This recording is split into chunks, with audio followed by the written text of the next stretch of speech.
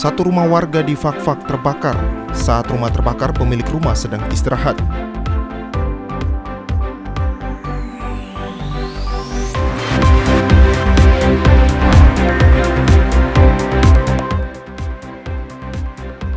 Kepala Kantor Kementerian Hukum dan HAM Papua Barat berharap agar upaya pencegahan penyebaran virus corona terus dilakukan.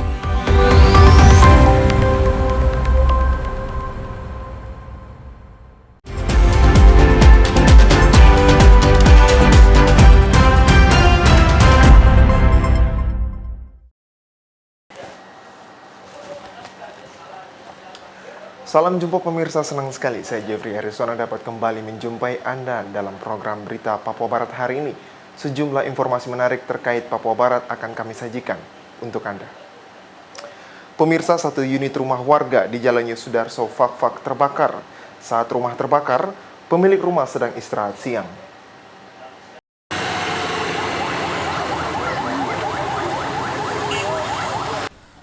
Jumat siang sekitar pukul 14.00 waktu Indonesia Timur, api melahap rumah milik Haji Bakri yang terletak di Jalan Yosudarso Fak-Fak, Papua Barat. Pemilik rumah kepada awak media menjelaskan ketika itu ia sedang beristirahat siang di kamar utama dan ia baru mengetahui bahwa kebakaran itu dari anaknya. Kejadiannya saya masih habis sholat zuhur, itu kan saya masih duduk-duduk di dalam rumah. Saya ini baring-baring di kamar. Tiba-tiba kita punya anak datang, dia bilang katanya kita punya rumah kebakaran. Jadi tahu sumber apinya dari mana? Saya tidak tahu. Pak Haji, kurang lebih harta benda diperkirakan berapa ya? Ya belum kita hitung ini. Kendaraan aman semua? Ya, alhamdulillah kalau kendaraan aman. Pak Haji, dengan keluarga aman? Ya, keluarga juga aman. Melihat api yang semakin besar, warga sekitar mulai mengevakuasi barang-barang dagangan, termasuk 2 unit kendaraan roda 4 dan 3 unit kendaraan roda 2. Api baru berhasil dipadamkan setelah 2 jam kemudian setelah tim damkar dari Satpol PP Kabupaten Fak-Fak berusaha keras untuk memadamkan api tersebut. Sangat terbatas sekali fasilitas ya. Ya, artinya memang sudah didukung juga dengan, tapi satu armada di kita, Iya. mobil tangki, tapi fungsinya lebih kayak kebakaran hutan lahan. Iya. Tapi kalau untuk damkar memang ada satu buah, tapi dari sisi ini tidak cukup ya, untuk satu tingkat kabupaten ini tidak cukup. Kalau menurut Pak Kepala, wajarnya berapa unit? Harus minimal sampai 4 unit lah. 4 unit harus ada di kabupaten ini untuk mengantisipasi kebakaran rumahan dan perkantoran ya. Iya. Karena sering sekali terjadi itu kita kesulitan. Tidak ada korban dalam kebakaran ini, namun kerugian ditaksir mencapai kurang lebih 500 juta rupiah. Dari Kabupaten Fak-Fak, Frans Tamela, TVRI Papua Barat melaporkan. Hei, saras, selamat datang api. Pemirsa, pergantian pelaksana tugas Kepala Dinas di lingkup Pemda Manokwari dilakukan berdasarkan kinerja. Hal ini disampaikan Bupati Manokwari Hermus Indo di ruang kerjanya belum lama ini.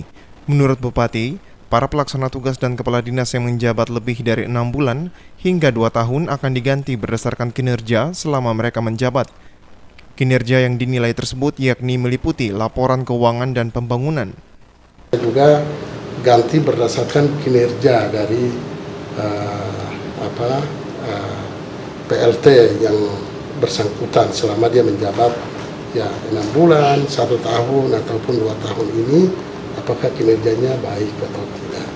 Nah, untuk kinerja kita nilai dari 2 hal. Yang pertama, kinerja keuangan yang berdampak kepada kinerja laporan keuangan daerah secara umum yang kemudian akan melahirkan opini WTP bagi laporan keuangan pemerintah daerah.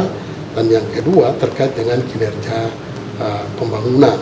Kira-kira kinerja dari OPD yang bersangkutan mendongkrak untuk peningkatan indeks pembangunan manusia, kemudian juga indeks kesejahteraan, kemudian angka partisipasi sekolah, dan lain sebagainya. Banyak hal yang kita nilai di situ.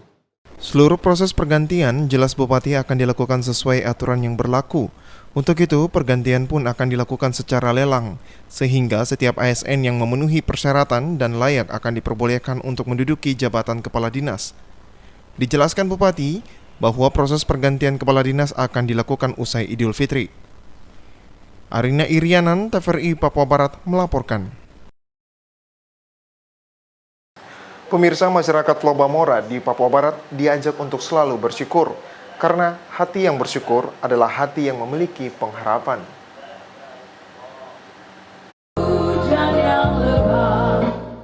Demikian disampaikan Pendeta Sherly Parinusa dalam refleksi firman Tuhan yang disampaikan dalam ibadah syukur Ikatan Keluarga Besar Flobamora, Papua Barat di Manokwari.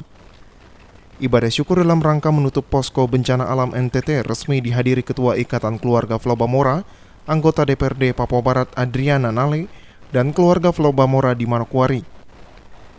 Pendeta Sherly Parinusa dalam refleksi firman Tuhan mengingatkan serta mengajak keluarga besar Flobamora untuk selalu bersyukur dalam segala hal. Kemanusiaan selalu bisa membantu melayani saudara-saudara di NTT yang mengalami bencana. Tetapi satu hal yang luar biasa, ketika bencana banjir bandang ini terjadi di NTT, maka ada hal-hal baru yang luar biasa terjadi di NTT. Sungai berkat dari Allah, sungai kekuatan dari Tuhan mengalir untuk seluruh masyarakat NTT, sehingga mereka tidak saja menjadi orang-orang beragama, tetapi mereka mengenal Tuhan. Mereka boleh mengalami kuasa Allah di dalam kehidupan. Sementara itu, Ketua Ikatan Flobamora Papua Barat mengucapkan terima kasih kepada pemerintah Provinsi Papua Barat dan Kabupaten Manokwari serta masyarakat Manokwari yang telah ikut membantu keluarga Flobamora yang terkena dampak bencana alam NTT. Sebagai Ketua Ikatan Flobamora Papua Barat sekaligus sebagai Ketua Tim relawan menurut bantuan sosial atau bencana NTT itu, saya secara pribadi dan keluarga besar Flobamora Papua Barat kami ucapkan terima kasih banyak setinggi-tingginya terhadap Kabupaten Manokwari, Dalam Bapak Denusindo yang satu bupati yang telah membantu kami, dan juga Provinsi Papua Barat, Dalam Bapak Gubernur, Bapak Provinsi Manajan yang telah membantu kelancaran kami untuk kami sampai Nusa Tenggara Timur dengan baik, dan juga masyarakat Nusantara maupun masyarakat Papua Barat yang telah membantu kami sumbangsi maupun dari awal posko kami sampai kami berakhir juga banyak perhatian kepada kami. Itu kami merasa terharu karena banyak masyarakat telah membantu kami untuk meringankan beban yang ada di beban bencana Seroja di Nusa Tenggara Timur. Dijelaskan Clinton Talo, jumlah bantuan yang diantar langsung ke NTT dari Papua Barat berjumlah 1 miliar 30 juta lebih. Jumlah uang tersebut diserahkan langsung kepada masyarakat di 8 kabupaten yang terdampak dari badai Seroja dan banjir bandang. Dikatakan walaupun secara resmi posko bantuan ditutup, namun pintu hati keluarga Flobamora tetap terbuka untuk membantu masyarakat di NTT yang membutuhkan. Arina Irianan, TVRI Papua Barat melaporkan.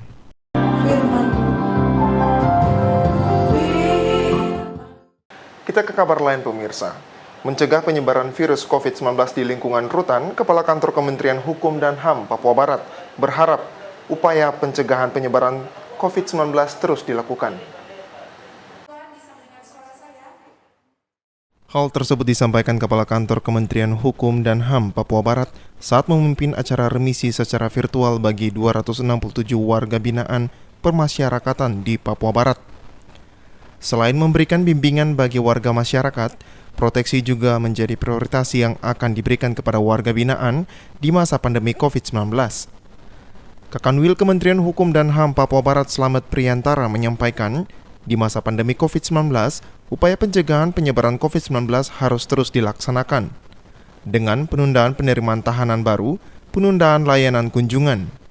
Indonesia masih berjuang melawan pandemi COVID-19, oleh karenanya, saya memerintahkan kepada Direktur Jenderal Pemasyarakatan dan Jajaran untuk tetap melakukan upaya pencegahan penularan COVID-19 dengan penundaan penerimaan tahanan baru, penundaan kegiatan layanan kunjungan secara langsung, termasuk kegiatan sidang yang sudah dilaksanakan melalui media video conference.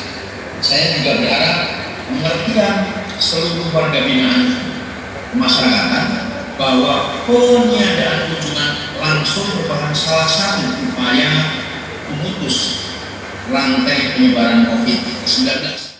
Kepala Lapas Kelas 2B Manokwari Julius Paat saat diwawancarai mengatakan, Untuk mencegah penyebaran COVID-19, di Lapas Kelas 2B Manokwari dilaksanakan kunjungan virtual dan juga menerima titipan barang. Untuk penghuni baru harus melampirkan tes swab dan ketika masuk akan dikarantina selama 14 hari. Terus dilakukan pemeriksaan. Adakan itu instruksi dari Kementerian Hukum dan HAM dalam rangka mengatasi COVID. Maka kita ganti dengan kunjungan virtual. Jadi itu sudah kita siapkan di bawah. Teman-teman yang warga binaan mungkin rindu dengan ini pakai virtual. Lalu kita menerima titipan barang. Mungkin keluarganya ada yang ini, tapi tetap kita tidak boleh pertemukan mereka. Nah, jadi memang yang tahun ini cukup ketat. Kita hanya menerima titipan barang saja. Mungkin ada keluarganya yang ingin kasih makanan. Barang pun sudah sterilisasi Pak ya? Iya. Kalau untuk penghuni barunya harus melampirkan tes swab. Kalau tidak ada kita tolak. Nah itu clear. Harus dilengkapi. Harus lengkap. Kalau tidak bisa. Jadi sebetulnya warga binaan kita yang di dalam ini ya relatif steril gitu. Bisa yang bahaya dari luar. Bisa ditolak ya? Iya. Jadi bahkan setelah di dalam pun kita pakai karantina lagi internal. Itu 14 hari. Baru digabung. Ya, setelah 14 hari kita tes lagi. Jadi double. Kan kita tidak serta-merta menerima surat keterangan itu, kita tidak tahu ya memang betul itu dilampirkan secara ini, itu memang syarat administrasi kan. Tapi untuk menjaga itu kita ini lagi. Jadi ada rumah khusus untuk karantina lagi. Khusus untuk tahanan baru. Karantina. Iya, penghuni baru kita karantina dulu 14 hari, kita observasi di situ. Kalau dia tidak ada gejala sudah 14 hari kita tes. Dengan diberlakukannya pengetatan interaksi dari luar lembaga kepada masyarakat binaan, diharapkan warga binaan seluruh lembaga pemasyarakatan di Papua Barat dapat terhindar dari virus COVID-19.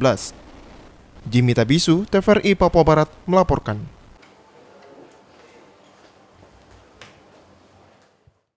Pemirsa, informasi tadi sekaligus menutup jumpa kita dalam program Berita Papua Barat hari ini. Kami tetap mengajak Anda untuk selalu mengikuti protokol kesehatan agar bersama semua pihak dapat memutus mata rantai penyebaran COVID-19. Atas nama kerabat yang bertugas, saya Jeffrey Arizona mengucapkan terima kasih dan sampai jumpa.